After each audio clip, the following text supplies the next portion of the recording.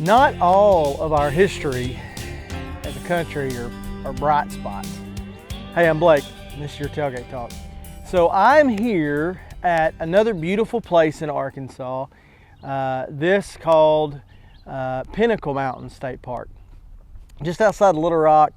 It is beautiful. It's a day use park, so like you can't camp here and stuff like that, but they have beautiful, beautiful trails, and I've actually done a wedding up at the very top of Pinnacle early one Saturday morning. That's a good memory. This is also a historic part of what we now refer to as the Trail of Tears. In 1830, President Jackson and the rest of the government of the United States passed an act, a law, to forcibly remove Native Americans from their homes and relocate them to what would be called Indian Territory, what we now call Oklahoma.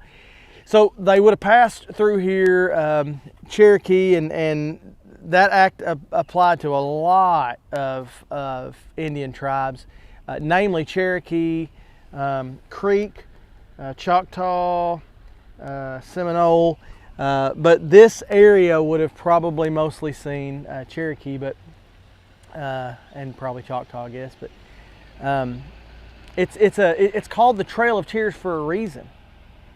There's a very similar episode in the life of the Navajo, which I'm very familiar with.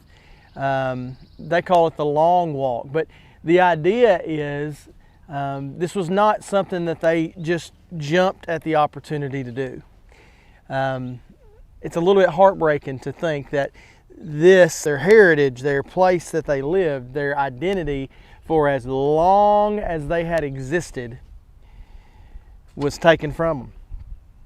Well, can I just tell you that in our life the same can be true? Not all things, not all days in our life are high points.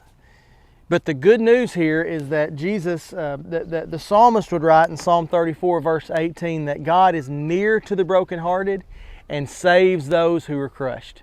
So can I encourage you today on this second stop on our tour of Arkansas? That truth applies to you.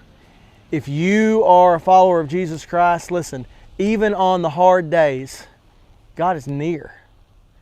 That when you're crushed in spirit and you feel like everything is wrong in your life, He wants you to cry out to Him because He saves those who are crushed. Hey, that's good news today. And if you don't have a personal relationship with Jesus Christ, can I encourage you today to call out to Him and ask Him to forgive the sin that now defines you and be your Savior and Lord? Listen, I'd love for us to get to tell you more about what it means to not just know Jesus, but then to follow Him. Reach out to us through this Life Word page and we'll tell you more. Thanks so much for joining me today. I love you, and we'll see you next week on the Tailgate.